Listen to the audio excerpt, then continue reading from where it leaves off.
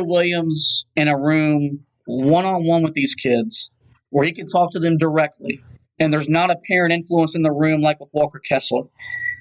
There's not a guy walking the earth that can sell himself, playing for Carolina, whatever, better than Roy Williams. And as I mentioned, when he made the comment that the foundation's here, he believed it because he recruited him. And I think you saw with RJ the last third of the season, particularly what you saw from him in Greensboro.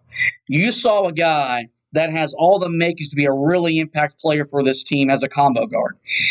And you look at what he did against Virginia Tech. They don't win that game without the way he played. He scored 19 points, was 4-7 from behind the three-point line. He has the potential to do some really big things. I'm of the belief that with Caleb Love returning, R.J. Davis is back in the saddle and will be on this team next season.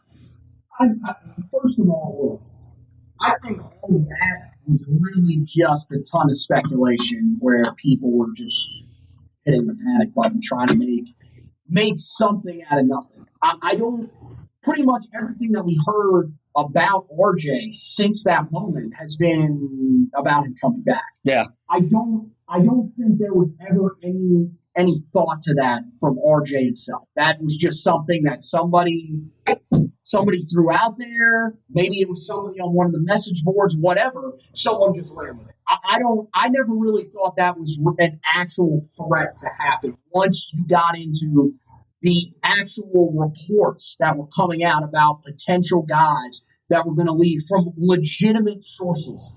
People that, we've seen before posting on these websites, stuff like that. That was when, it became realistic. Okay, Walker Kessler could be looking. Okay, Day'Ron Sharpe could be heading to the NBA. Those types of things.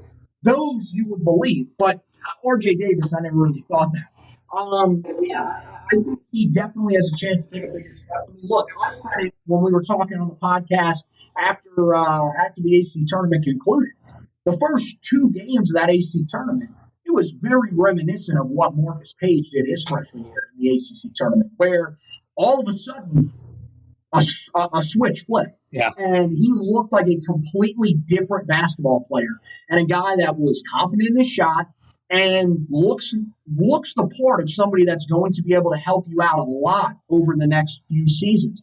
And I think that's going to be the biggest thing. This is going to be a really fun year for the backcourt. I definitely think with the fact that you're going to bring back the most experience that you brought back there since that 2019 team, it's going to be a lot more fun than these last 2 years have been, where it has just been, the last 2 years, it has just been stress on top of stress with those guys that are out there because you knew they were going to make mistakes. Because, you had a freshman, granted, back in 1920, you had a freshman in Cole Anthony, but you also had a guy in Christian Keeling who was, let's be honest, basically a freshman. Yeah. He was a transfer from a smaller conference. That step up for him was huge. It took him a long time to adjust. So I think this is going to be a year where you're going to see a lot of improvement. And to be honest with you, with everything that's gone in the front court, you kind of have to. This is going to be the group that's going to have to carry you. You're really hoping you can find that wing player too, but at the minimum, you need Caleb Love, R.J. Davis, Kerwin Walton, maybe even DeMarco Dunn coming in, which I think people will be like, well, how is he going to have more success than these guys? He's going to be in a much different role than those guys are. You got to think. R.J. Davis, Caleb Love, Kerwin Walton, they came into situations where they were needed to play pretty much right off the bat, where that's not going to be the situation that DeMarco Dunn's going to be coming into. He's going to come into a situation where, hey, if you're good, we'll play you. If you're struggling, we'll let you grow in the system. Yeah. So I really do think that it's going to be an exciting year, but it is also going to be a year where you're going to need that unit to be a lot better. And you feel so much better than you did about a week ago with Caleb Love now definitely back in the fold. Yeah, you've already lost 3 guys out of your front court. There's potential for you to lose more. And so for all the Tar Heel fans that they want to play through their guards and play a smaller lineup, Roy Williams will have to adapt to that next year. There will probably be a point in the season of, depending on what they do moving forward, your starting lineup when you open the season against whoever could very well be Caleb Love, R.J. Davis, Kerwin Walton, Leaky Black, and Armando Bacot. That's a potential lineup that you can see for this team moving forward. So guard play is going to be imperative. That is much more improved. Little nugget. Last time Carolina started 2 freshmen in the backcourt was 2007, 2008. That team made the Elite Eight. Those 2 guys came back. That's Ty Lawson and Wayne Ellington. The next year, that team made the Final Four. I know Carolina did not make the Elite Eight this year. Setting those expectations high here. They're bringing back 2 freshman starters for the first time, and the last time they did that, that team went to the Final Four before ultimately getting beat by Kansas and some officiating crew that long night in San Antonio. So, can we never bring that game up again? In conclusion, before we get out of here, I know for me personally, because when Walker Kessler transferred out of the program a week ago, my head just started spinning because I didn't know where this program was going. Well, it didn't help that the reports were also there could be multiple tidbits of news coming out later today. Right. Some of the other guys then proceeded to, I mean, the timeline was just way off with all this. It was so overblown. So within the last week, it's been, as a fan, a guy that eats, sleeps, drinks, breathes the program, and then on the working side where we're doing the blog and doing the podcast, it's been a stressful week.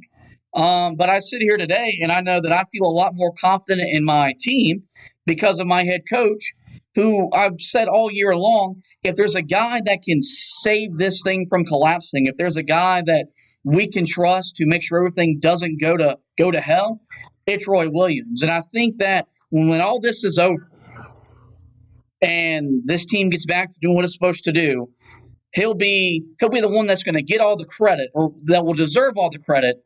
But Tar Heel fans will be reluctant to give him the credit that he is due, because that's what our fan base seems to want to do. Is he's the last person they want to give credit to for the job that he's doing and the job that he's already done at Chapel Hill and with the Carolina basketball program. So, yeah, I mean, look, the transfer portal, we've seen it fill up already. You got another an ECU player that just entered the transfer portal in Jaden Gardner. Guy averaged nearly 19 points per game and 8 rebounds. So, I mean, you're seeing all sorts of talent in the transfer portal. It's hard to imagine that they're not going to go and get at least 1 or 2 guys out of that transfer. Like, you've got, as of right now, I believe 3 or 4 scholarships available. One of the 2. I saw 3 the other day. Your guy, Isaac Shade, had put it out. But I think that was before the Manley transfer. So it might be up to 4. They are going to go and get somebody in the transfer portal. Yeah, and I mentioned he doesn't really have a choice. Right. I think that's your move. And there's an in-state player in Jonas Adu that is a 4-star center forward that you may want to reach out to and potentially throw an offer to. Yeah. Those are the areas right there where it looks like you're going to have a chance to try to mitigate these losses and at least put yourself in a decent spot in the front court. Yeah, and with that, we'll transition as we start closing this out. What's next for us as we're in the offseason mode? Well, what's next is that on the blog and podcast side of things, we're going to have our season awards. The blog will be a staff article where everyone that writes about Carolina basketball will have their say as we hand out our season awards for the season. Me and Anthony will break all that down on the podcast. Transfer portal that we just mentioned about. I'm going to have an article up this week about the 3 to 5 guys Carolina should look at bringing in via the transfer portal. You lost Kellen Grady. He's going to Kentucky, a guy that played at Davidson, a guy that Carolina fans. Yeah, a lot of Carolina fans that were saying that he's a guy you got to go get. He's up to Kentucky, but there's still an abundance of talent that you can, whether it's in the backcourt where you want to bring some experience, like a guy like Fats Russell or Marcus Carr, or right, a guy that's from the state of North Carolina as well, or some other front court guys, because there's going to be plenty of front court talent. I'll have an article up on that. So with that, get you guys to the website, heeltoughblog.com, whereas we've entered the offseason mode for now basketball as well as football. we still have you caught on all the news and nuggets regarding both Carolina football and basketball. Also keeping you up to date on what the Diamond Heels are doing as well. So go to the website, HeelToughBlog.com. Last, we encourage you guys to rate, review, but ultimately subscribe to the podcast. You guys did a great job with the Walker Kessler episode, the most downloaded of the season for us this season. We thank you guys for all your support. So we want you to review me as the host, review Anthony as the host, rate the podcast so we can move up some of those other podcast boards people haven't found us. But we want you guys to subscribe that we get every podcast in your podcast feed. But with that, I do thank Anthony for coming on to talk a little Carolina basketball. We thank you guys for listening. And as always, go Tar Heels.